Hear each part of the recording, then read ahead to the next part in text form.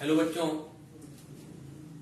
बच्चों आज मैं क्लास 11th का फर्स्ट चैप्टर का सम बेसिक ऑफ केमिस्ट्री का जो है टॉपिक पढ़ा रहा हूं, calculation of percentage of elements, यानी कि परसेंटेज कंपोजिशन ऑफ एलिमेंट। और उसके बाद पढ़ाऊंगा calculation of empirical formula and molecular formula. सुनिए, दोनों ठीक दूसरे उल्टे हैं। यदि कंपाउंड का कंपोजिशन मालूम है तो परसेंटेज निकाल सकते हो, परसेंटेज मालूम है तो कंपोजिशन निकाल सकते हो। और आज हम पहले आपको कंपाउंड देंगे और आपको उसका कितना एलिमेंट का कितना परसेंट कंपोजिशन है, और फिर हम आपको परसेंटेज देंगे एलिमेंट का कंपोजिशन के अंदर, तो फिर उसका हम एम्पिरिकल और मॉलिक्यूलर फार्मूला निकालेंगे।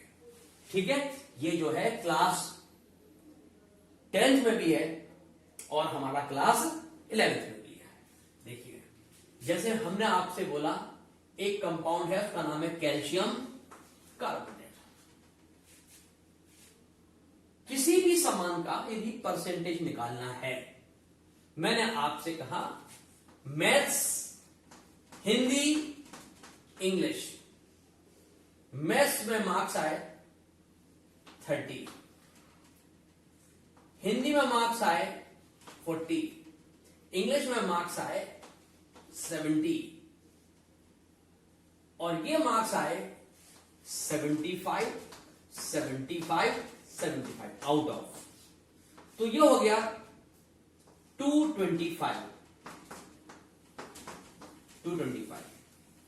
और अब ये 225 में 30 है, 225 में 40 हिंदी के हैं एंड 225 में 70 इंग्लिश के हैं। तो हम परसेंटेज कैसे निकालते थे? मैथ्स का परसेंटेज निकालते थे कि मैथ्स में हमारे टोटल परसेंटेज कितने हैं। तो हम ऐसे निकालते थे 30/75 इंटू 100 में। मैथ्स में, इंग्लिश, हिंदी में 40/75 इंटू 100। कितने मार्क्स आए टोटल में? अब हम आपको टोटल मार्क्स 0, 140। अब हम आपको कहेंगे मैथ्स में, हिंदी में, इंग्लिश में, तो सबके सेपरेट परसेंटेज हो गए। अब हम आपको टोटल परसेंटेज निकाले, टोटल परसेंटेज कितना है, तो हमको टोटल मार्क्स कितने हैं 225 एंड गेन कितने किए 140 इंटू 100, ये आ गया टोटल परसेंटेज। यानी कि हम को यदि टोटल मालूम है तो हम अलग अलग भी निकाल सकते हैं, और हमको यदि अलग अलग मालूम है तो टोटल परसेंटेज भी निकाल सकते हैं। बिल्कुल इसी तरह यदि हमको पूरा इसका वेट मालूम है तो इस पूरे वेट में कैल्शियम का परसेंटेज कितना है, कार्बन का कितना है और ऑक्सीजन का कितना है, ये हम निकाल सकते हैं। कैसे निकालेंगे देखिए बेटा,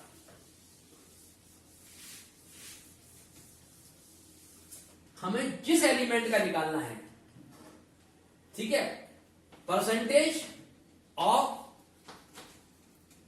एलिमेंट, जिस परसेंटेज निकालना है इन कंपाउंड, कैसे निकालोगे? जिस एलिमेंट का निकालना है उसका वेट ऊपर, तो वेट ऑफ एलिमेंट कौन सा? Total weight of particular element upon weight of compound, यानी कि मॉलिक्यूलर फॉर्मूला ले इनटू 100 आ जाएगा percentage. For example we have to find the, अब सुनिए, कैल्शियम का एटॉमिक वेट 40 होता है, कार्बन का 12 होता है और ऑक्सीजन का 16 होता है एटॉमिक वेट। ये हम पहले चैप्टर में पढ़ चुके हैं। अब suppose we have to find the percentage composition of calcium in calcium carbonate, तो हमें परसेंटेज ऑफ कैल्शियम निकालना है। तो फॉर्मूला क्या हो गया?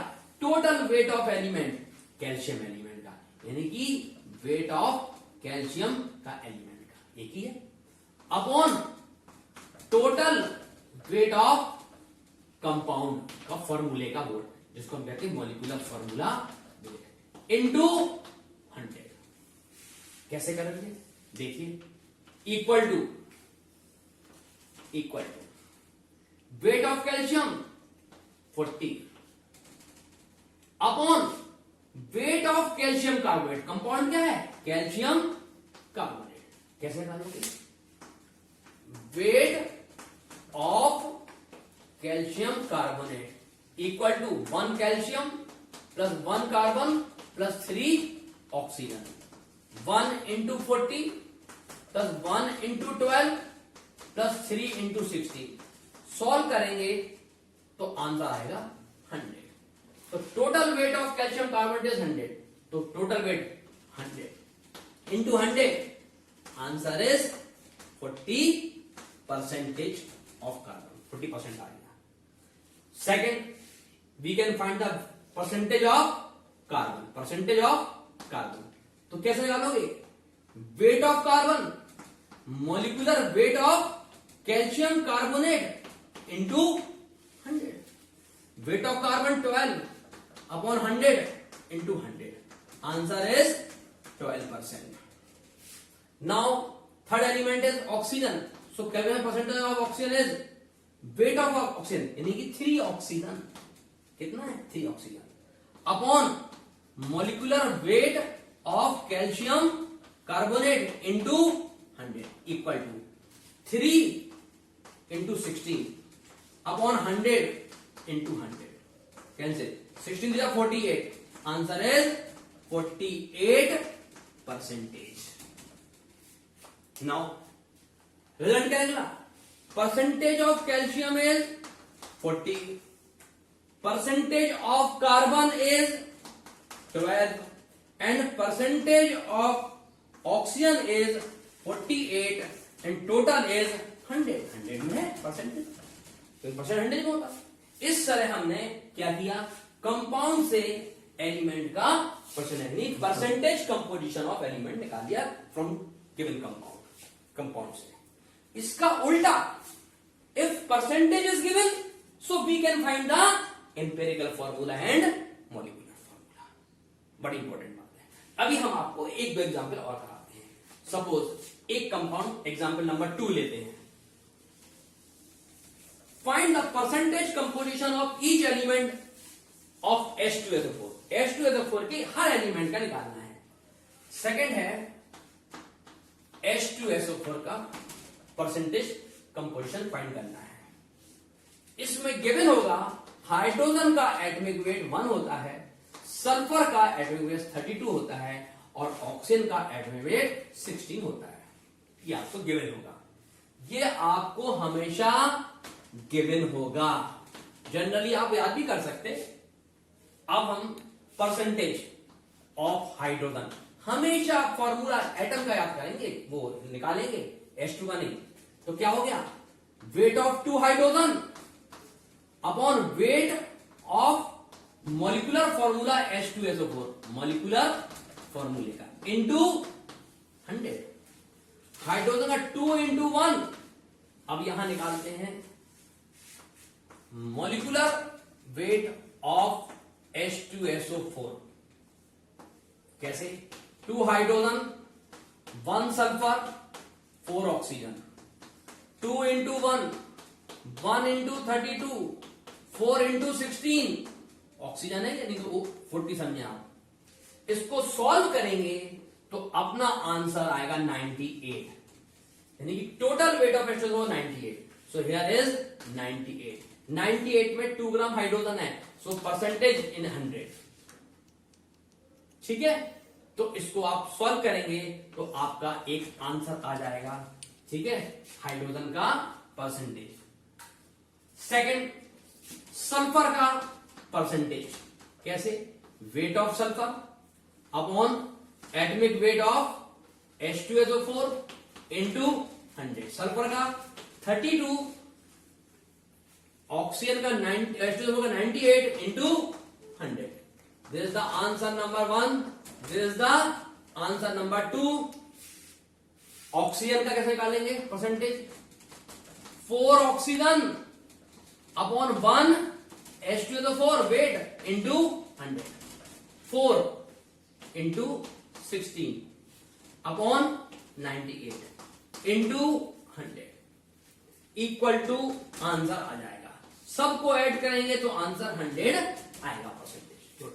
तो ये हमारा हो गया परसेंटेज कंपोजिशन। अब एक चीज और बताना चाहेंगे बेटा, जो मॉलिक्यूलर फॉर्मूला होता है वो सिंपल रेशियो होता है। अब जो सिंपल रेशियो है कई बार उसका फॉर्मूला ऑर्गेनिक केमिस्ट्री में मल्टीपल में होता है, तो फिर वो कहलाता है मॉलिक्यूलर फॉर्मूला। और जो सिंपल रेशियो है वो कहलाता है एम्पिरिकल फॉर्मूला। कई बार एम्पिरिकल और मॉलिक्यूलर फॉर्मूला सेम होता है और कई बार एम्पिरिकल और मॉलिक्यूलर फॉर्मूला अलग अलग होता है। कब होता है ये हम आपको भी समझाते हैं एक एग्जाम्पल से।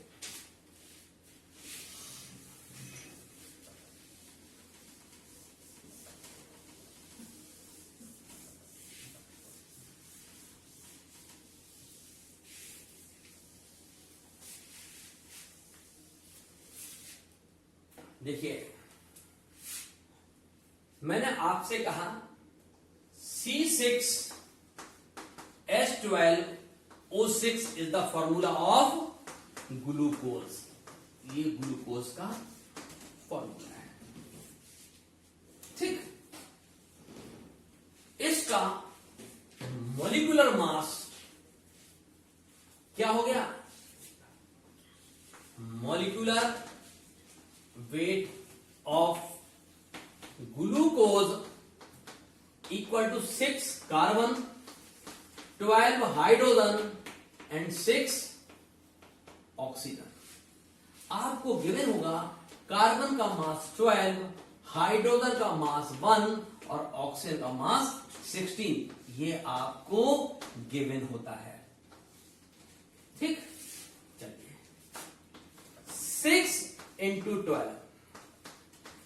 12 इंटू 1, 6 इंटू 16 सॉल्व करेंगे। 12 6 72, 12 96, 6 7 8 9 10 0 10 11 11 12 13 14 15 16 17 18। आंसर इज 180 यूनिट या 180 ग्राम। यानी कि molecular weight of glucose is 180। Glucose is 180 and formula of glucose देखिए बेटा, C6H12O6 इज 180। ये आप जो मैं अब पढ़ाने जा रहा हूं ये ध्यान से देखो। 6 6 6 इज कॉमन। इसमें यदि हम 6 कॉमन ले लें, 6 हम कॉमन ले लें तो C1H2O1 और 6 हमारा यहां हो गया।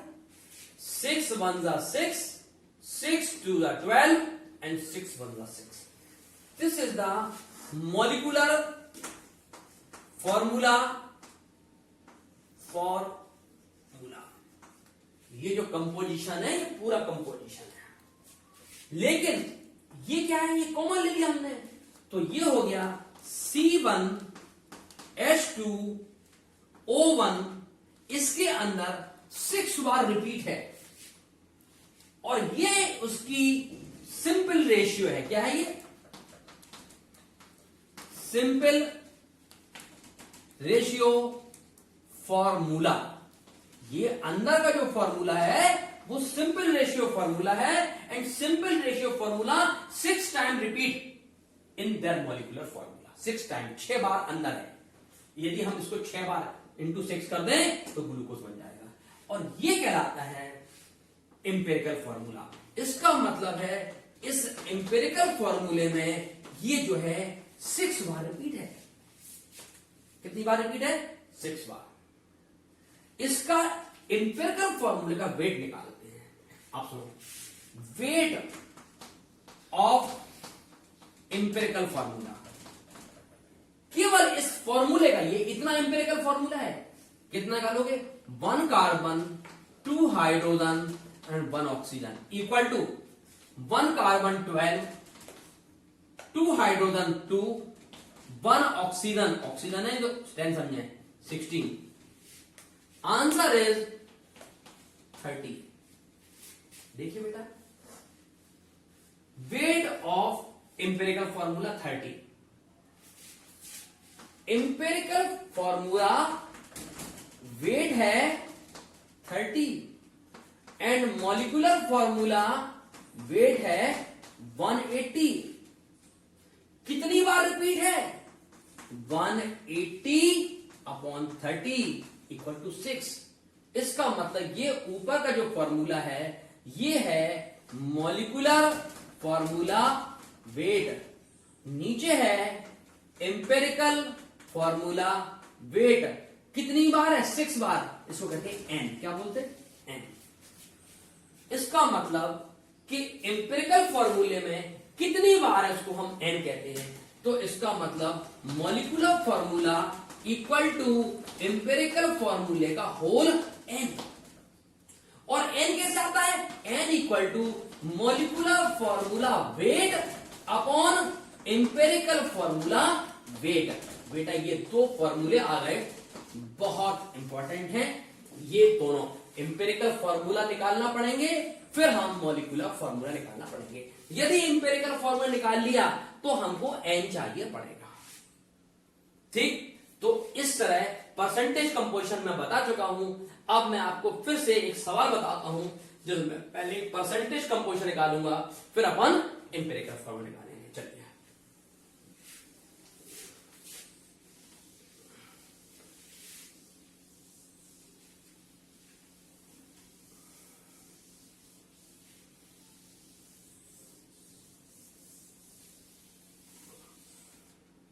सुनिए। पहला हम आपको बोलते हैं K2Cr2O7 और एक सवाल है KMnO4। ये दो सवाल हैं, एक मैं कराऊंगा एक आप करेंगे। क्वेश्चन हो गया, find percentage composition of each element in given compound। आपको कंपाउंड में पूछा गया है कि इसमें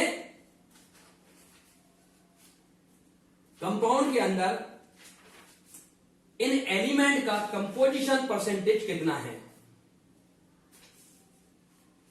आपको गिवन होगा इनका मास। क्या गिवन होगा? इन सबका मास। मैं आपको K2Cr2O7 कराता हूं। तो पहला मैं करूंगा, दूसरा आप करेंगे, बिल्कुल सेम होगा। पहला पार्ट हम ये करने जा रहे हैं, फिर इससे हम ये परसेंटेज उल्टा भी करने जाएंगे। चलिए, हमने आपको बोला K2Cr2O7 में K का मास 39.1 लगभग होता है, क्रोमियम का मास 52.1 या 52 लगभग होता है, और ऑक्सीजन का मास हम बहुत बार लिख चुके 16 लगभग होता है। अब या 52.0 कर देते हैं, ये होता है। आपसे कहा इसका परसेंटेज कंपोजिशन निकालिए, फाइंड परसेंटेज। तो K का परसेंटेज निकालने के लिए weight of 2K upon weight of K2Cr2O7 into 100 2K 39.1 upon K2Cr2O7 का मास निकालिए। कैसे? 2K 2Cr 7 oxygen 2 into 39.1 plus 2 into 52 plus 7 into 16 equal to 2 1 2 2 9 18 2 3 6 and 1 7 plus 2 2 4 2 5 10। Plus 7 6 जा 42, 4 7 1 जा 7, 8 9 10 11, 112, 67 का। इन सबको हमने ऐड कर दिया। ये तो पॉइंट में सब जीरो ही है, तो ये 2 हो गया। 2 4 6 और 8 14, कैरी 1 1 2 3 1 2 और कैरी 3। एक मिनट, 1 1 2, थोड़ा हमारा मैथ्स में हम गांधी हैं, कैलकुलेशन में 2 14 9 1 1 2 290 294.2 2 14 9 2 294.2 आ गया। ये गलतियां बहुत होती हैं ये पॉइंट वाली। अब के का परसेंटेज, 2k का वेट ऊपर हो गया और पूरा K2Cr2 का 294.2 इंटू 100, ये हो गया पहला हमारा आंसर ये आएगा। सेकंड, Cr का परसेंटेज कैसे, 2Cr का weight upon K2Cr2O7 into 100, 2Cr का 52 अपॉन 294.2 इंटू 100, ये हो गया सेकंड आंसर। अब निकालते हैं O का। O 7 ऑक्सीजन का वेट 1 K2Cr2O7 का वेट इंटू 100, ठीक है, equal to 2 into 16 upon 294.2 into 100, ये हमारा इस तरह से थर्ड आंसर आ गया। और जब ये तीनों आंसर आ जाएंगे तो पहला काम हो गया कि फर्स्ट पोर्शन में हमने ये पार्ट किया कि compound is given and we have to calculate percentage composition of element number 1 potassium, number 2 chromium, number 3 oxygen in K2Cr2O7। ये पहला हो गया परसेंटेज कंपोजिशन ऑफ एलिमेंट। अब ठीक इसका उल्टा, suppose answer is given and question is find the empirical formula and molecular formula of this compound. यानी कि यदि आंसर गिवन होगा तो हम ये कंपाउंड निकाल लेते, और कंपाउंड गिवन है तो परसेंटेज निकाल लिया। तो हमारा पहला हो गया। अब हम सेकंड पार्ट पढ़ने जा रहे हैं। जब हम सॉल्व करेंगे तो हमारा लगभग ये 26% आएगा, 26% के लगभग आएगा, और ये 35.4 या 35.5 आएगा, और ये 38.1 आएगा जब हम सॉल्व करेंगे। तो 26.5 या 26.6, 35.4 या 30.5, 38.1, ये हमारा 3 आंसर आ जाएंगे। अब सवाल उल्टा हो गया। If the percentage of potassium is this and chromium is this and oxygen is this, so find the empirical formula of this compound. अब उल्टा हो गया। पहले compound is given and we have to calculate the percentage. Now percentage is given, so we have to calculate the empirical formula then molecular formula. तो इसका मतलब हम हमेशा पहले एम्पिरिकल फॉर्मूला निकालते हैं। तो अब हम आपको बताने जा रहे हैं एम्पिरिकल फॉर्मूला, और एम्पिरिकल फॉर्मूला ये जब निकाल लेंगे तो मॉलिक्यूलर फॉर्मूले के लिए हम दूसरे एग्जाम्पल लेंगे, तब आपको समझ में आएगा। तो चलिए हम अब आपको, और ये आपका काम हो गया, आप इसको भी करिएगा। जैसे यहां पर K का वेट अपॉन KMnO4 इंटू 100, फिर यहां पर केवल Mn का वेट अपॉन KMnO4 इंटू 100, फिर 4 ऑक्सीजन का वेट अपॉन KM4 इंटू 100, ये भी आप निकालेंगे। ये निकालने में फिर उल्टा सवाल करना, परसेंटेज दिया हो तो सवाल निकालना। अब देखिए, अब हमने ये सवाल हमको दिया है, ये दिया था K का परसेंटेज, ये दिया है Cr का परसेंटेज, और ये दिया है ऑक्सीजन का परसेंटेज। ये सवाल हो गया।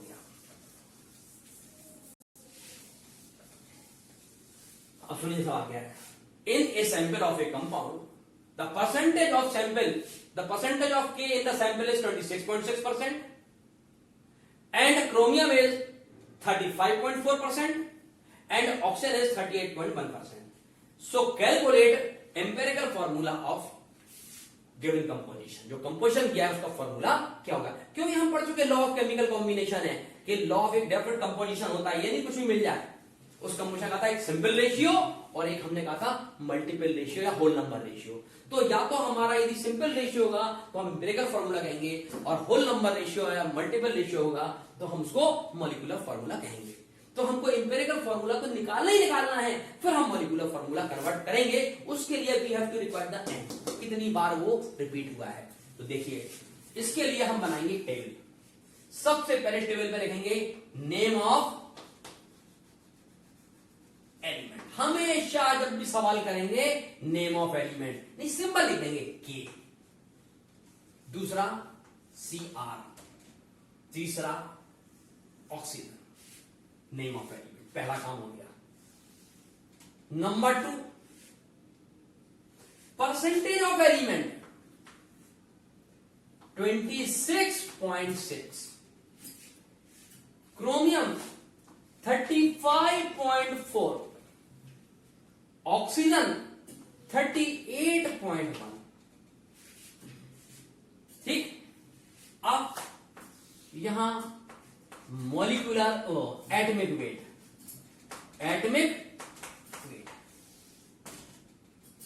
पोटेशियम का 39, कितना होता है पोटेशियम का 30, या आपको गिवन होगा 39.1।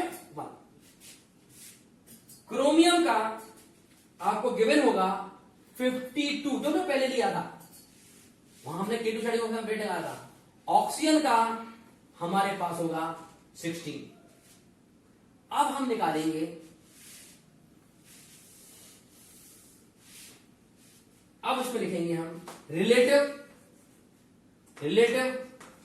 एटमिक नंबर, मतलब परसेंटेज में कितना है, मतलब यदि 1 में इतना है तो 100 में कितना, 1 में इतना है तो मतलब 1 का इतना है तो इतने वजन में कितना टाइम होगा। 52, 1 का कुल वजन 52 है तो इतने में कितना होगा 60 वजन। तो हम निकालेंगे कैसे, दिस अपॉन दिस। कैसे निकालेंगे, ये निकालेंगे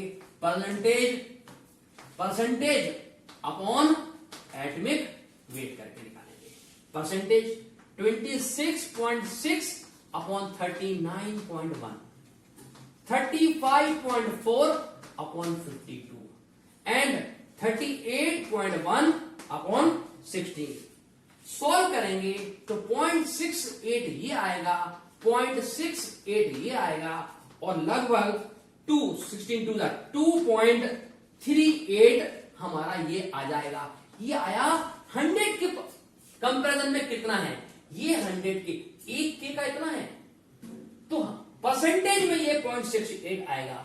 52 है ये 1 में, तो 100 के 35.4 पार्ट में ये 0.68 होगा इसका। यानी कि हम पूरा उसमें दिया था 1 मॉलिक्यूलर मास 1 का था, तो इतने पार्ट में कितना होगा वो आ गया हमारा। अब रिलेटिव एटमिक मास कितना रेशियो में है, तो ये कहेंगे लाएगा सिंपल रेशियो। सिंपल रेशियो कैसे निकालते, सिंपल रेशियो जो सबसे छोटा हो, जैसे एक समान 4 है, एक 8 है, एक 16 है, तो सिंपल रेशियो क्या होगा, तो 4 1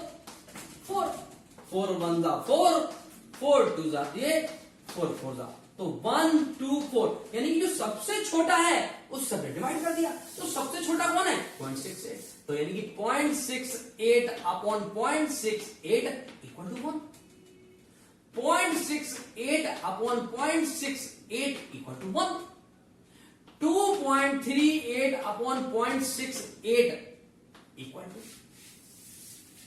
अब हम इसको सॉल्व किएंगे तो ये आएगा 3.5 लगभग, 3.5 से ऐसा आएगा 3। अब सिंपल रेशियो यदि ये 1:1:3 होता तो फॉर्मूला बन गया होता कि K1 है, CR1 है और O3 है, लेकिन चूंकि ये 3.5 है तो दिक्कत क्या है कि सिंपल रेशियो में 3.5 तो हम लिख नहीं सकते, इसको ना तो हम इसको हटा सकते और ना हम 3.5 को 4 कर सकते, यानी कि 0.5 को ना तो हम हटा के 0 कर सकते और ना 0.5 को हम 1 मान सकते। हाँ, 0.6 को हम 1 मान सकते, 0.4 को हम हटा सकते, लेकिन 0.5 यानी 50% काम हो गया, 50% बचा तो हो गया तो 1 बढ़ाओ और नहीं हुआ तो 0 करो। इसका 50% चांसेस है ना हम उसको इग्नोर कर सकते और ना उसको सिलेक्ट कर सकते। ऐसे केस में जब हमारा सिंपल रेशियो पॉइंट में आ जाता है तो फिर हमको एक अगला कॉलम, उसको कहते हैं होल नंबर रेशियो, निकालना पड़ता है यदि पॉइंट में आए। यदि मान लो पूरा आता तो ये कॉलम की जरूरत ही नहीं थी। अब कैसे, 3.5 है, इसको तीनों को होल नंबर करना है तो क्या करो, 3.5 into 2 equal to 7, 1 into 2 equal to 2, 1 into 2 equal to 2 से मल्टीप्लाई करने पर सब होल नंबर 7:2 हो गया। तो सुनो, तो अब जो सिंपल रेशियो आया हमारा होल नंबर में वैसे नहीं आ रहा था, अब क्या आया, K, CR और O 1, देखो 1 3.5 हमारा उसमें नहीं है तो हमने इसको होल नंबर किया। कैसे किया, इंटू 2 इंटू 2 इंटू 2, तो 2 2 7, ये हमारा रेशियो अब सही हो गया 2 to 7। तो फॉर्मूला हो गया, K कितनी बार है, K2, CR कितनी बार है, CR2, O कितनी बार है, 7। So formula is K2CR2O7। ये क्या कंपाउंड है, K2CR2O7। ये हमारा पोटेशियम डाइक्रोमेट हो गया। यही हमारा एम्पिरिकल फॉर्मूला है और यही हमारा मॉलिक्यूलर फॉर्मूला है, क्योंकि हमें वेट नहीं मालूम, हम यही मान लेंगे कि K2CR2O7 फॉर्मूला है। तो हमको एम्पिरिकल, लेकिन यदि हमें कभी ऐसा सवाल दिया जाता कि हमारा एम्पिरिकल फॉर्मूला अलग है और मॉलिक्यूलर फॉर्मूला अलग है, तो उसके लिए हमें कुछ काम चाहिए पड़ता। क्या चाहिए पड़ता, हमको एम्पिरिक मॉलिक्यूलर फॉर्मूले का वेट चाहिए पड़ेगा। क्या चाहिए पड़ेगा, मॉलिक्यूलर फॉर्मूले का वेट चाहिए पड़ेगा। अब वैसे तो उसमें याद है कितना था, इसमें था शायद 294 पॉइंट कुछ था, किसका वेट, मॉलिक्यूलर फॉर्मूला, और ये इंपेरिकल में ही वही आया तो 294.5 आया, तो n1 आ गया, तो n इक्वल टू क्या हो गया 1, तो यानी कि ये रेशियो हमारा 2 into 1 2 into 1, यानी कि हम into 1 कर देंगे तो वही रहेगा। तो इसमें जो इंपेरिकल फॉर्मूला है वही मॉलिक्यूलर फॉर्मूला है। लेकिन अब याद रखना बेटा, कुछ एग्जाम्पल में हमारा रेशियो पूरा नहीं आएगा। अब सुनो, बता दूं आपको, यदि मान लीजिए यहां पर 1.5 होता तो इंटू 2 करके 3 2 कर देते, 2.5 होता तो इंटू 2 करके 5 2 2 कर देते। जो भी कुछ होगा हम उसको मल्टीप्लाई करके होल नंबर में तीनों को या सबको लाएंगे और ये हमारा आ जाएगा फॉर्मूला। अब मैं एक सवाल आपको और कराऊंगा जिससे आपको ये टॉपिक पूरा के पूरा क्लियर हो जाएगा। वैसे आपको बता दूं, आयरन ऑक्साइड के केस में भी जब हम सॉल्व करेंगे तो हमारा रेशियो जो है Fe आना चाहिए था 3, वो 1.5 आएगा तो इंटू 2 करना पड़ेगा तो 3 होगा, क्योंकि हमारा Fe का रेशियो 1.5 आएगा। ठीक है, तो ये हमें सही करना पड़ेगा। तो कुछ आपके बुक में न्यूमेरिकल है और 2 जगह दिया है आयरन ऑक्साइड वाला, हमने K2CR2O7 कराया, उसमें आयरन ऑक्साइड का दिया आपकी बुक में एग्जाम उसमें एक्सरसाइज में। अब मैं आपको एक क्वेश्चन बोल लिखा रहा हूं और उस क्वेश्चन को देखिए, ये गिवन है आपको एलिमेंट गिवन है। एलिमेंट का नाम है कार्बन, हाइड्रोजन, ऑक्सीजन, और उसका परसेंटेज गिवन है आपको। ये गिवन होगा बेटा पेपर में 57.8 3.6 और 8.6 ये आपको गिवन होगा। जनरली या तो आपको ये एटॉमिक वेट याद करना पड़ेगा बेटा, या आपको दिया भी सकता। कार्बन का 12 है, हाइड्रोजन का 1 है, ऑक्सीजन का 16 है। अब हमने आपसे कहा कि इसका आप नंबर 1 एम्पिरिकल फॉर्मूला फाइंड करिए, नंबर 2 मॉलिक्यूलर फॉर्मूला फाइंड करिए।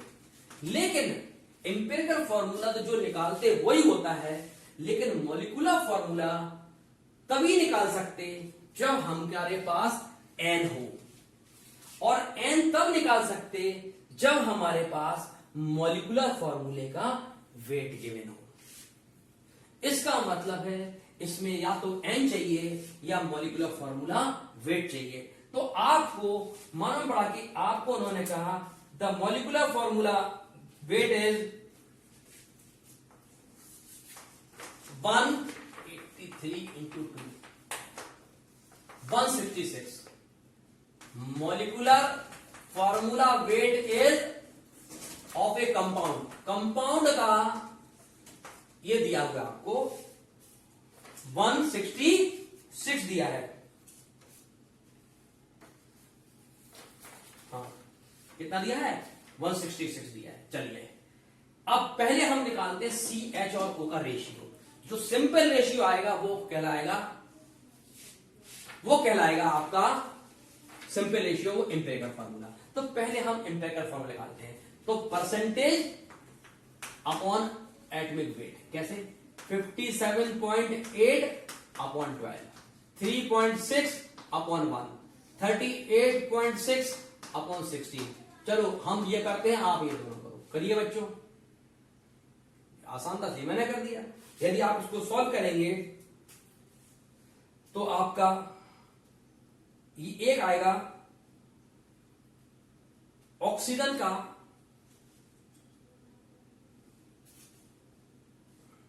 करते हैं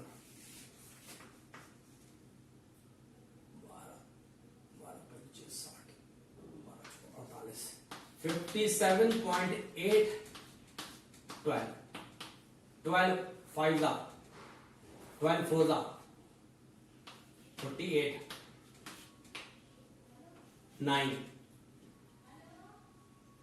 0 पॉइंट लगाया 8 12 8 जा 96 2 0 बढ़ाया 12 1 जा तो 4.81 या 80 लगभग आ जाएगा। ये 3.60 आ जाएगा। ये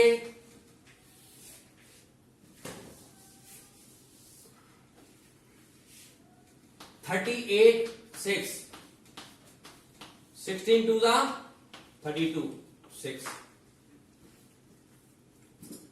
पॉइंट लगाया 6 16 5 जा 1 फिर 0 16 1 जा तो 2.50 ये हो गया।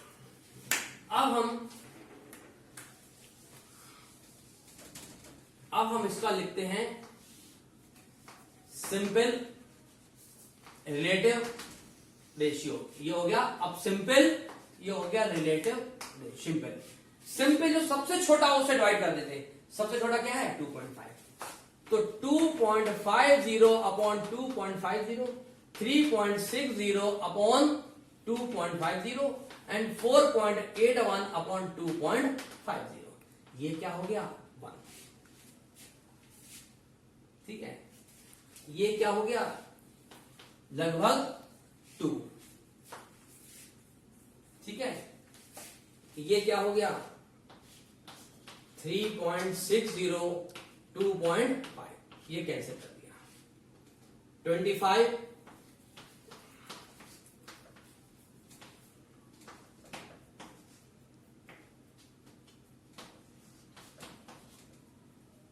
पॉइंट लगाया, ये हो गया 14.4। क्या हो गया ये 14.4, 14 नहीं 1.44। कितना हो गया ये 1.44। तो 2 1.44 और 1 ये आ गया सिंपल रेशियो। अब 1.44 या 1.49 इस तरह आएगा। अब इसको हम लिख सकते हैं होल नंबर रेशियो में। किसमें लिख सकते हैं? होल नंबर रेशियो में। कैसे करेंगे? 1.4 लगभग क्या होगा 1.5, इसको हम 1 नहीं कर सकते, तो यानी कि इंटू 2 इंटू 2 इंटू 2 इंटू 2 करेंगे तो 2 इंटू 2 4, 1.4 है 1.5 इंटू 1.5 इंटू 2 इक्वल टू 3 और ये इंटू 2 इक्वल टू 2। आंसर आ गया सी, एच और ओ को जब हमने चेक किया तो सी कितना आया 4, एच कितना आया 3 और ओ कितना आया 2। ठीक है, इस तरह ये हमारा रेशियो आ गया। फॉर्मूला हो गया C4H3O2। This is the empirical formula. क्या है ये? Empirical formula. क्यों इंपेरिकल फॉर्मूला है? क्योंकि इसका इंपेरिकल फॉर्मूले का हम पहले वेट निकालते हैं। क्या निकालते? वेट। और फिर मॉलिक्यूलर फॉर्मूला डिवाइड करते यदि 1 आएगा तो यही इंपेरिकल होगा, यही मॉलिक्यूलर होगा।